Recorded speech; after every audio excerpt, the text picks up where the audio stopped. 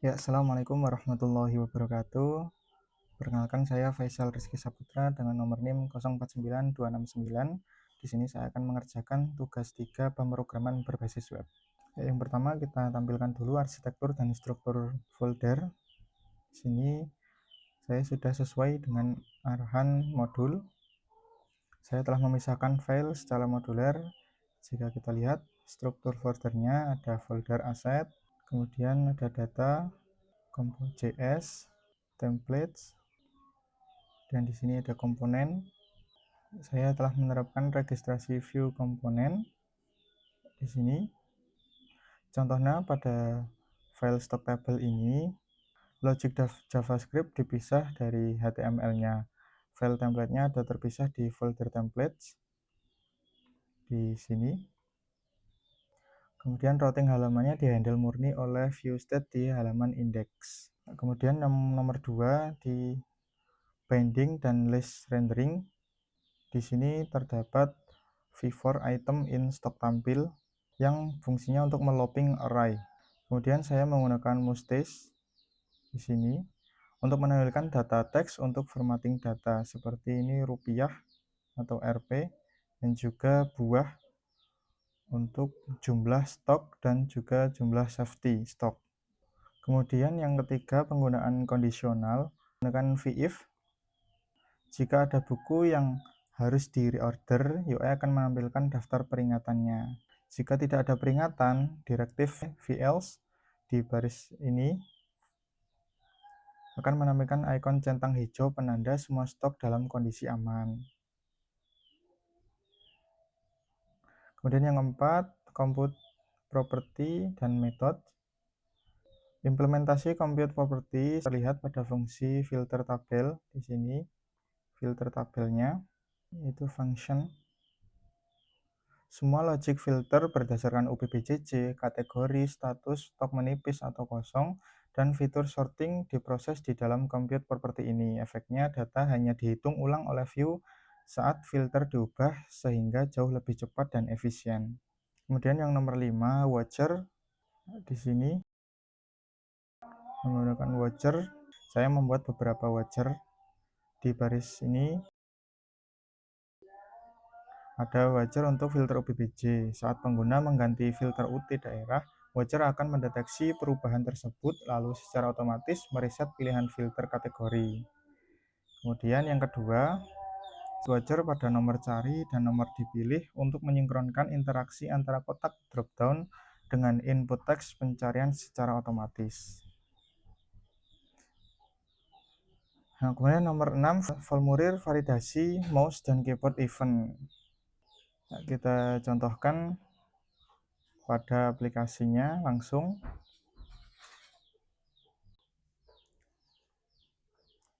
Yuk kita coba mulai dahulu masuk.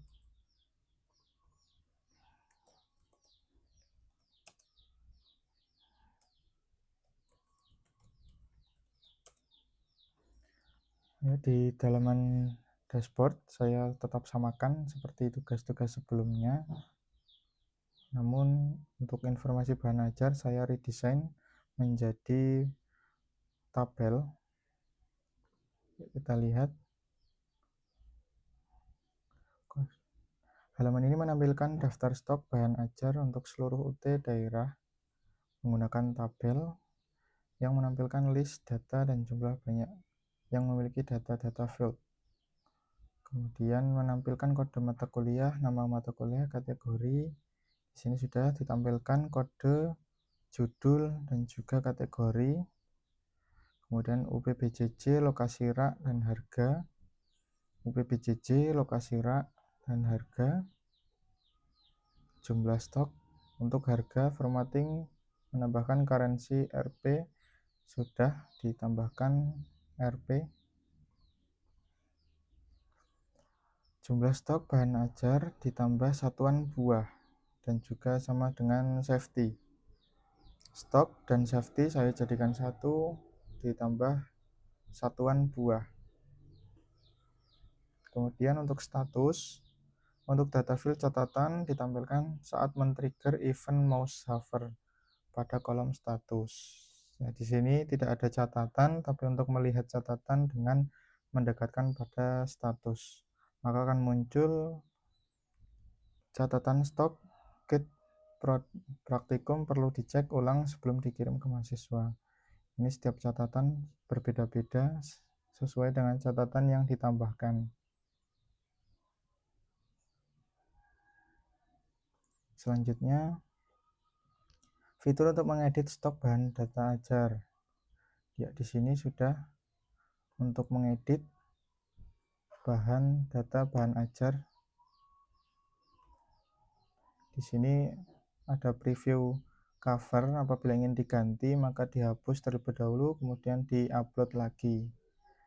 Dan di sini catatannya.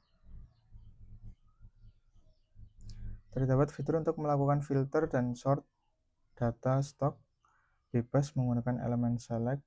Terdapat filter UT kategori, filter menampilkan jumlah stok yang kurang dari. Di atas ini sudah terdapat filter UT. Saya pilih Jakarta, kemudian akan muncul kategori, contohnya MK wajib. Terfitur sort untuk berdasarkan judul, stok, dan harga. Di sini sortnya dari judul, stok, dan harga. Kemudian tombol reset. Ya, di sini tombol untuk mereset filter, maka akan hilang semua. Kemudian fitur di mana semua filter tidak perlu recompute kembali. Implementasikan independent option seperti misalnya ketika memilih filter stok berdasarkan UT daerah, baru akan muncul filter untuk kategori. Seperti yang tadi dicontohkan, ketika memilih UT daerah maka akan muncul filter dropdown kategori. Jika ini tidak ditampilkan maka akan tersembunyi lagi. Menampilkan status dari stok bahan ajar, memberikan status aman, dan simbol memberikan tanda kesan aman warna hijau, kemudian menipis warning warna kuning atau orange, memberikan kosong dengan simbol bahaya atau berwarna merah. Ya, di sini sudah saya terapkan simbol aman, yaitu checklist aman warna hijau, kemudian menipis tanda seru, dan juga kosong dengan merah dan X. Terdapat fitur untuk menambahkan data bahan ajar baru, create baru, men-trigger event keyboard enter. Kita praktekkan di sini bahan ajar, ketika ECMA, kemudian enter, langsung isi nama.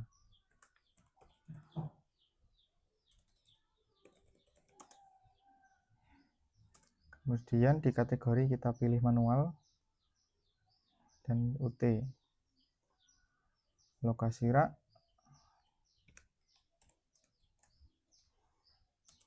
harga, jumlah stok, dan safety stock. Kemudian upload gambar cover. Kita contohkan saja. Kemudian catatan. Kemudian save dengan enter. Maka akan muncul di sini buku baru sesuai yang kita input tadi dengan catatan stok buku bahan ajar baru. Di sini saya juga menambahkan jika ingin melihat cover dengan lebih jelas.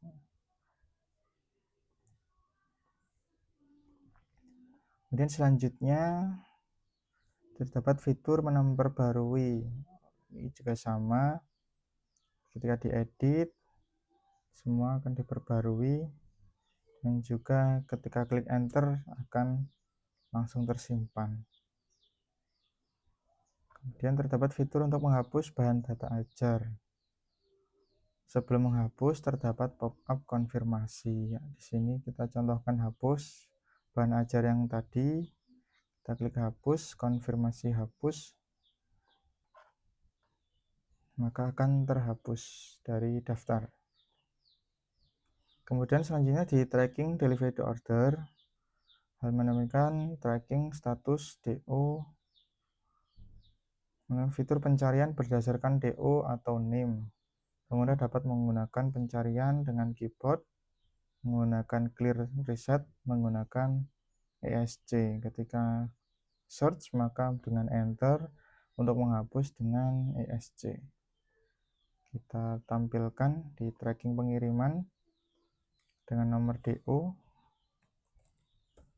kita ketik kemudian hapus dengan ESC atau dengan enter. Nah, karena di sini tidak ada DO dengan nomor seperti ini. Kita contohkan ini NIM untuk Rina. Kita ketika enter maka akan muncul. Selanjutnya terdapat fitur untuk menambahkan input delivery order yang baru. Ini untuk nomor DO sudah otomatis tergenerate, NIM, nama, ekspedisi, dan juga paket bahan ajar. Ya, kita coba tambah DO baru. Di sini nomor DO tergenerate langsung karena sudah ada 2 DO yang aktif. Selanjutnya kita mendapatkan DO nomor 3. Kita masukkan contoh saja. Kemudian nama, pilih ekspedisi, tanggal kirim, ini bisa di schedule mau besok, ini tanggal 1 bulan 6 atau tanggal sekarang ini. Saya pilih hari ini saja. Ini secara default akan menampilkan hari ini, tanggal 31. Kemudian paket bahan ajar. Di sini ada paket manajemen dasar, sains praktikum, sosial, humaniora. Saya pilih manajemen dasar. Ini mungkin di dalam video dropdown tidak terlihat dikarenakan OBS ini hanya menampilkan dari halamannya saja, tidak pada dropdown ini. Terlihat ketika data terisi semua maka akan langsung menampilkan review data dari value order. Selanjutnya ya, tanggal kirim dapat diisi manual, sudah tadi. Total harga diambil dari data array of object. Pada tanggal kirim perlu diformat dengan menambahkan currency rupiah, sudah terdapat rupiah. Kemudian buatlah juga validasi input sederhana saat memasukkan data delivery order. Seperti ini, DO nomor 3 berhasil ditambahkan. Selanjutnya terdapat fitur untuk menambah status progres perjalanan. Nah, di sini saya contohkan. Ini di pesanan DO baru. Nah, ketika di sini sudah terdapat riwayat perjalanan, yaitu dari Farter dibuat melalui aplikasi Sita UT, kemudian status bar masih 25%. Di sini saya sudah redesign agar lebih terlihat, yaitu di pesan 25%. Kemudian saya tambahkan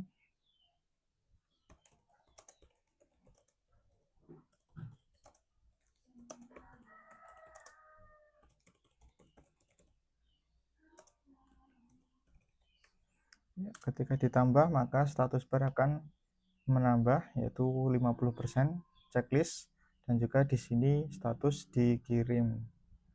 Tapi ini tidak berlaku seterusnya. Jadi ketika belum dalam perjalanan tapi masih dalam status dikirim, contohnya